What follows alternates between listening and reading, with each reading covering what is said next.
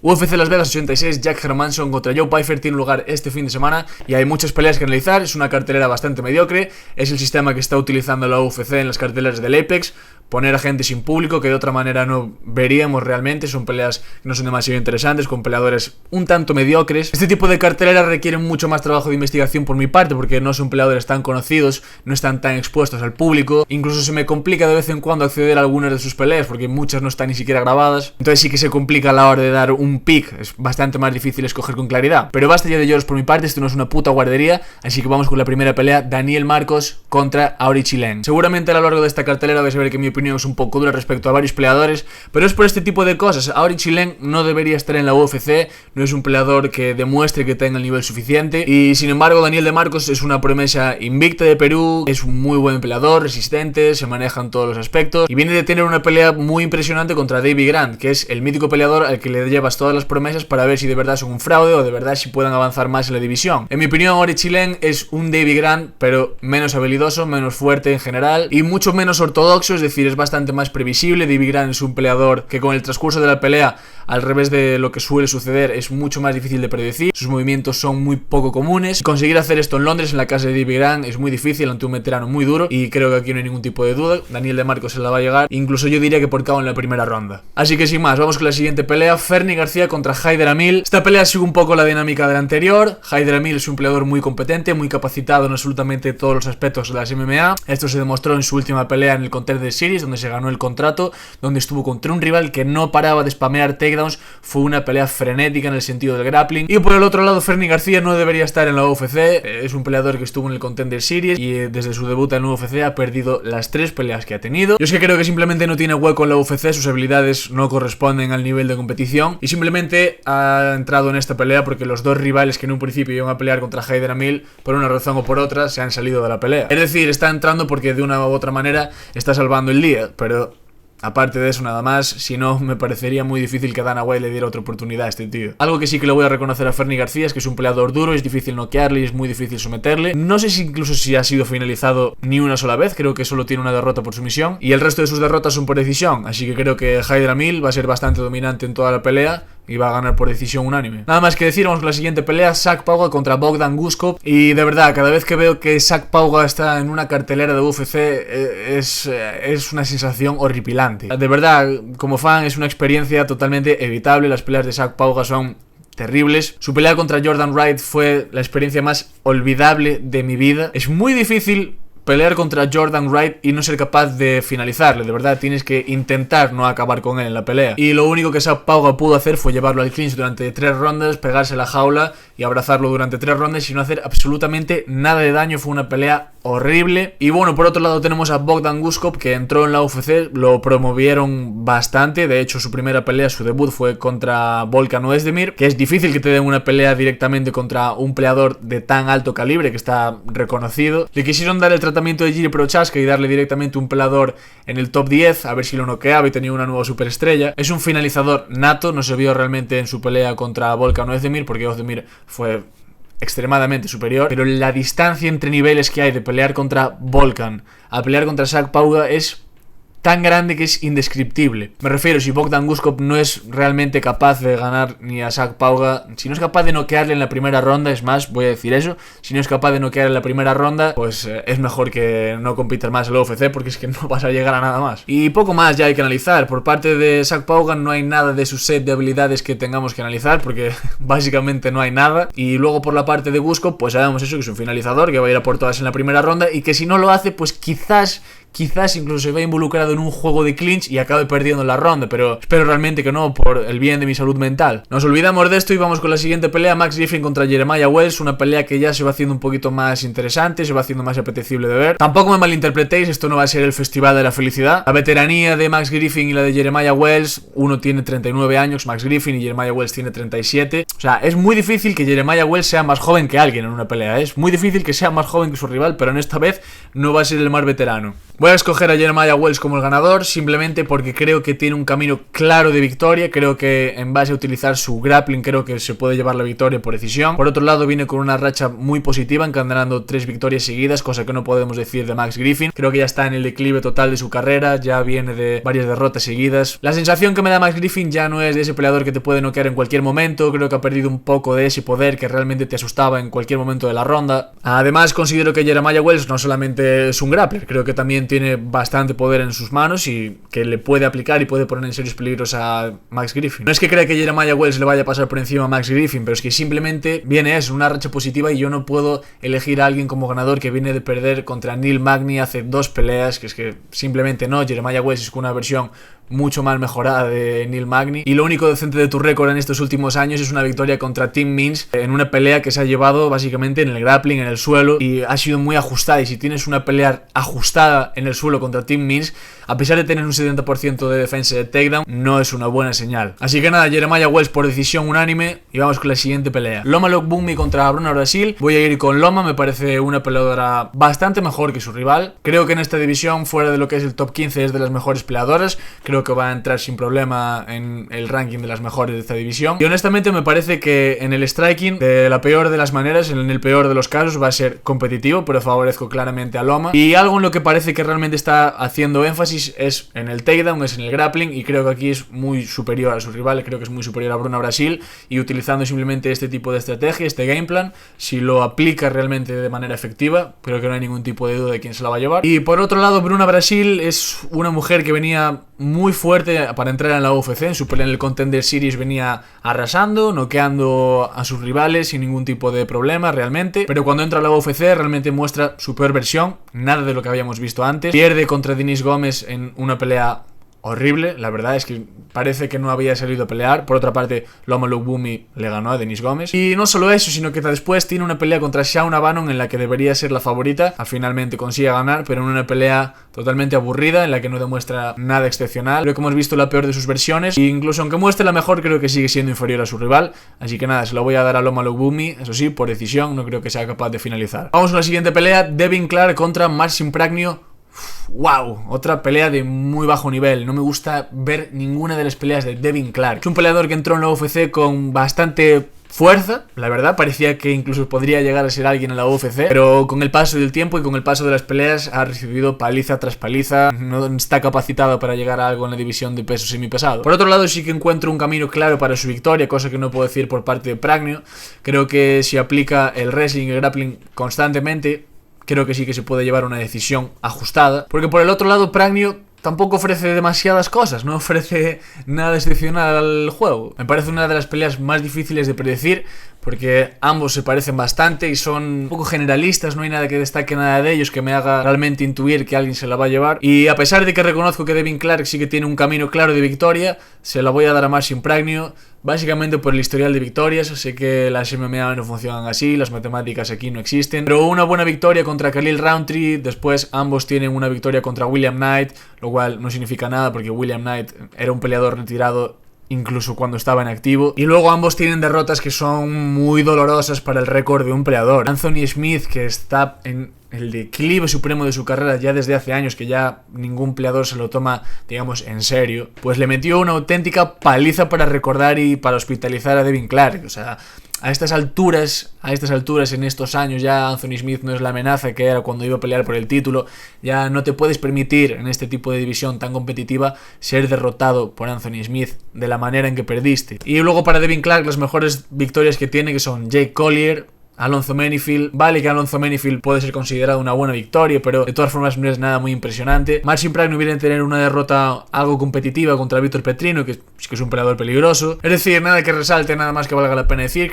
Y nada más que decir, yo creo que es una pelea muy gris en el sentido de dar un pick. Pero bueno, visto lo visto por las cuotas, yo se la daría a Marcin Prachnio, escogería por él, dejaría mi dinero por él. No apostaría, eso ya lo primero, pero si tuviera que hacerlo, pues bueno, tiraría por el underdog. Y ya vamos a por la siguiente pelea: Bolaji Oki, que es principio a pelear contra Hatsovich, y Gracias a Dios, los dioses de la UFC lo han quitado de la pelea, lo han cancelado porque este tipo no tenía nivel para la UFC. Pero finalmente han encontrado a Teofimo Cuamba, que ha aceptado esta pelea y ha subido muchísimo el nivel. Mucha gente de la comunidad está escogiendo como ganador a Bolaji Oki. La verdad que es un buen peleador, es una buena promesa, pero no está tan claro como puede parecer en un principio. Obviamente contra Hadzovic iba a ganar, no había ningún tipo de duda, por KO seguro, pero contra Cuamba se complican más las cosas. Es una promesa que viene muy fuerte también, muy maduro para la edad que tiene, se le ve en la manera en la que pelea y bastantes cosas que analizar. Me he visto muchas de sus peleas, en esta en especial sí que he puesto mucho trabajo, así que me gustaría explicarme. Por el lado de Teofimo Cuamba, este siempre empieza las peleas lanzando patadas, intentando conseguir el rango, bien sea con low kicks, bien sea con high kicks, incluso al cuerpo,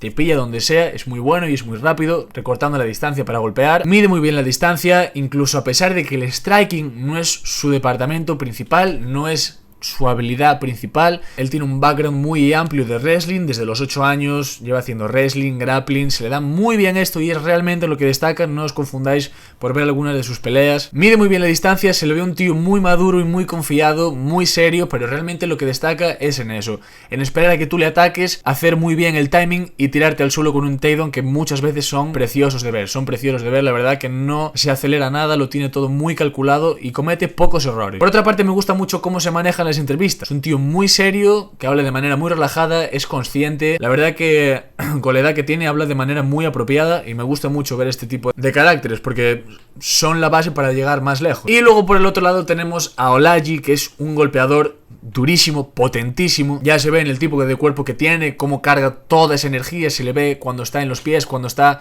fintando al rival, cuando está midiendo la distancia, se le ve que tiene peligro en esas manos. Y a pesar de su última pelea en el Contender Series, donde vimos que aplicaba toda la presión y no paraba de echar para adelante, es realmente un Counter Striker. A él lo que le gusta es esquivar y luego golpear. Algo que le va a venir muy bien en esta pelea es que algo que le va a favorecer en esta pelea, según lo que he podido ver en las pocas peleas que hay disponibles de este peleador, es que le gusta mucho recoger las patadas del rival, es decir, las engancha muy bien y luego sigue golpeando o los tira al suelo. Esto es algo que le puede ser muy útil contra su rival, especialmente en las fases tempranas de la pelea. A Cuamba le gusta mucho utilizar esas patadas y si es rápido Bolaji puede realmente capitalizar en este fallo. Por otro lado, ante peleadores de un nivel no muy destacable, con un récord no muy bueno, hemos visto que se defiende muy bien en el grappling, tiene una muy buena reacción de takedown, ese sprawl hacia abajo para defender si quedas encima de su rival, es muy rápido, tiene unos reflejos de gato, es un punto fuerte para contrarrestar las habilidades de Cuamba. Y algo que yo creo que va a marcar la diferencia es que, a pesar de tener un background en el kickboxing donde te vas al clinch con tu rival, luego te tienes que separar y esperar a que el árbitro vuelva a dar permiso para reiniciar la pelea, vemos que en las MMA pierde esta costumbre y nada más se rompe el clinch comienza a golpear. Esto es algo que no muchos peleadores hacen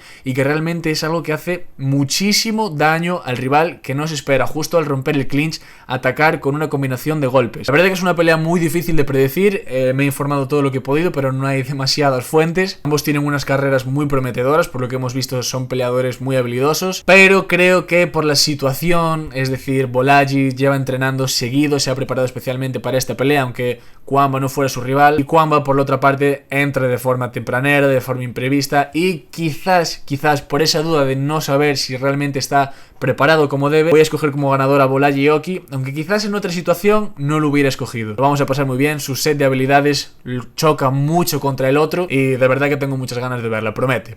Vamos con la siguiente pelea, Trevin Giles contra Carlos Prates. Aquí no me espero nada que no sea una finalización brutal por parte de Prates. Trevin Giles es un peleador que me recuerda un poco a Charles Johnson en el sentido de que suele perder prácticamente todas las peleas en las que está, pero siempre muestra una versión decente. Pero sin embargo, Carlos Prates tiene demasiado poder en esas manos, es muy agresivo, no se asusta ante nadie y la verdad que en su pelea en el Contender Series hemos visto como de verdad va a arrancarte la cabeza, va por todas, y creo que Trevin Giles no va a ser capaz de evitar esos golpes durante quizás más de la primera ronda. Así que eso, tengo a Carlos Prates por KO en la primera ronda y vamos con la primera de la cartelera principal, Armen Petrosyan contra Rodolfo Vieira, un choque de estilos impresionante, jiu-jitsu brasileño contra kickboxing. Esta es una pelea muy curiosa porque que se dé un choque de estilos tan diferencial es muy difícil en la UFC, me recuerda a los tiempos muy tempraneros de sus inicios. Para que nos entendamos, Rodolfo Vieira es un Adonis, es un dios del jiu-jitsu brasileño, entró con este tipo de credenciales, no sé cuántos miles de campeonatos ganados, obviamente cinturón negro, no hablo para tontos. No me voy a poner a leer el récord porque, a ver, ni siquiera me lo sé, no tiene importancia, pero múltiples veces campeón mundial, no sé si 7, 8 veces, o sea, es un escándalo, es una habilidad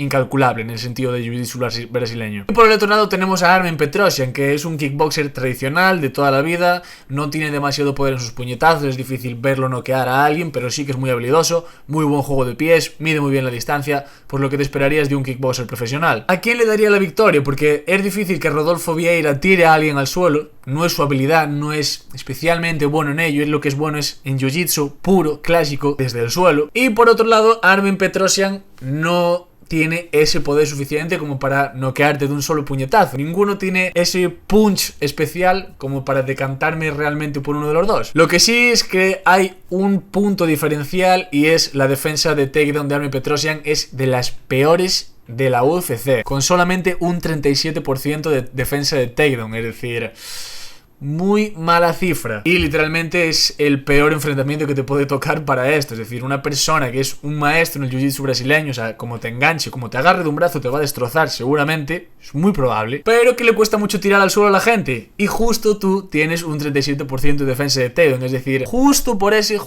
pequeño detalle creo que se lo va a llevar Rodolfo Vieira. De todas formas, es algo también muy difícil de predecir. Estoy viendo en la comunidad que mucha gente piquea a Petrosyan, luego otros también tienen el mismo argumento que tengo yo. Es muy difícil de piquear, es el mítico argumento de que jiu-jitsu o striking mezclado con un poco de lo que sea, es muy difícil de predecir, pero voy a tirar por Rodolfo Vieira. Creo que si consigue un solo takedown la habilidad va a ser abismal, así que nada, voy a escoger a Rodolfo Vieira por sumisión en la primera ronda, y si no va a estar muy complicado para él, porque si esto pasa ya a la segunda ronda, el carry de Rodolfo Vieira es una basura. Esto se vio en su debut en la UFC contra Anthony Hernández, que fue absolutamente brutal. La leyenda del jiu-jitsu sometida en una guillotina por Anthony Hernández, o sea, eso fue espectacular. Pero bueno, que sí, que se la voy a dar a él por sumisión en la primera. Vamos con la siguiente. El bueno de Michael Johnson contra Darius Flowers, un auténtico veterano de la UFC contra un tío de 26 años que no se me ocurre otra manera de calificar que extraño. Darius Flowers tiene un estilo muy agresivo, no es para nada un peleador técnico, lo hemos visto en todas sus peleas, que se lanza con absolutamente todo lo que tiene, es defensivamente de lo más irresponsable que he visto recientemente. Viene en una racha decente de victorias, pero está por demostrar su nivel en la UFC y bueno, ahora mismo tiene una oportunidad contra un Michael Johnson ya de, me parece, 37 años, un matchup que le viene bastante bien, pero he de decir algo a favor de Michael Johnson. Obviamente ya sabemos que a pesar de ser un peleador totalmente irregular, es el peleador más irregular de toda la UFC, no se le puede hacer ningún tipo de confianza a este tío porque es capaz de ganarle a quien sea y perder contra quien sea. Es más, incluso en peleas que va ganando de manera sobrada, parece que encuentra la manera para perder, y aunque le hayamos visto noqueado recientemente de manera brutal, porque bueno, todos los caos que sufre Michael Johnson son absolutamente brutales, aunque le hayamos visto noqueado contra Diego Ferreira, estaba peleando bien, y Diego Ferreira es un tío muy difícil de ganar. Tuvo una pelea muy ajustada con Jamie Mullarkey, que la verdad Mullarkey resultó no ser todo lo que parecía en la división, pero sí que es un peleador también muy difícil contra el que competir, y es eso, me parece que para mandar al retiro de manera definitiva a Michael Johnson va a hacer falta un peleador joven, bastante habilidoso, es decir, tendrá que resolver un puzzle en el apartado de striking, de eso no cabe duda, porque Michael Johnson es muy superior en el striking que muchísimos peleadores jóvenes, y creo que simplemente Darius Flowers no es este tipo de peleador, creo que no está preparado aún para este nivel, quizás no lo llegue a estar nunca, entonces simplemente por esta experiencia que tiene Michael Johnson, se la voy a dar a él. Obviamente no se puede confiar en su mandíbula ni su resistencia, pero creo que va a ser suficiente como para vencer a Darius Flowers. Vamos ya con la siguiente pelea, una que tiene pinta de que va a estar bastante entretenida. Brad Tavares contra Gregory Rodríguez. Por la parte de Tavares, no creo que sea un peleador tan bueno como puede aparentar, o incluso como lo valora la comunidad de MMA, porque vale que sí que va a decisión con peleadores que han tenido mucho éxito, como por ejemplo Israel Adesanya, o tiene una suficientemente buena defensa de takedown como para no ser arrollado por un grappler muy dominante, y pues tiene una mandíbula muy resistente como para no ser noqueado en absolutamente todas sus peleas. Como es un tío muy difícil de finalizar y sí que puede mantener una pelea competitiva, existe esa ilusión alrededor de Brad Tavares que nos hace pensar que es un peleador de alto calibre, y en mi opinión para nada es así. Es decir, en tu última pelea contra Chris Weidman tienes al americano que viene de una lesión tal en que se le parte la pierna en dos, lo estás destrozando a base de leg kicks, prácticamente lo tienes sin piernas, es decir, le cuesta incluso mantenerse de pie, y no eres capaz de finalizar a Chris Weidman ya cerca de los 40 años, eso es una señal muy negativa. Y luego por el otro lado tenemos a Gregory Rodríguez, el Terminator, pone que tiene 31 años, en su información pone que tiene 31 años o 33, pero no me acuerdo exactamente, pero me parece que ahí ha habido un pequeño truco en el DNI, porque sinceramente Gregory Rodríguez tiene cara de haber pasado por la Primera y la Segunda Guerra Mundiales y haber participado en ellas, es decir, 31-33 en cada pierna, creo yo. Algo que no se le puede negar a Gregory Rodríguez es que es un tío que no se asusta ante un conflicto, va a tirar para adelante. Lo vimos en su pelea contra Njokuani, que a pesar de tener un corte brutal en el medio, en el entrecejo, y con esa herida ha sido capaz de noquear a Njokuani, lo cual es un buen logro. Vale que viene de ser noqueado por Ferreira, vale que viene de ser noqueado hace 2 peleas por Ferreira, pero bueno, no, aparte de eso no hay señales que me indiquen que realmente ha perdido toda esa resistencia que tenía. Tiene un estilo muy arriesgado de tirar para adelante y buscar la finalización a toda costa. Tiene un estilo muy arriesgado, es decir, siempre va a tirar para adelante y va a buscar la finalización a toda costa si es posible. Parte de ese striking que te puede llegar a sobrecoger, pues tiene un juego de suelo muy bueno, el cinturón negro de Jiu-Jitsu, y a pesar de que sí que lo es y tiene estas habilidades, nunca lo vemos puesto en práctica en sus peleas. Entonces me espero una pelea bastante sangrienta en la que ambos peleadores van a sangrar. Creo que se va a ir a decisión porque Brad Tavares, simplemente por el hecho de que Brad Tavares es un tío muy difícil de finalizar, es como pegarle puñetazos a un jabalí, y creo que va a ser difícil ver a Brad Tavares noquear de una sola hostia a Gregory Rodríguez, que es lo que necesitas para realmente acabar con este tío, y no lo veo, me parecería muy difícil, así que voy a escoger a Gregory Rodríguez por decisión unánime. Y vamos con la siguiente: Bricek contra Igor Potieira.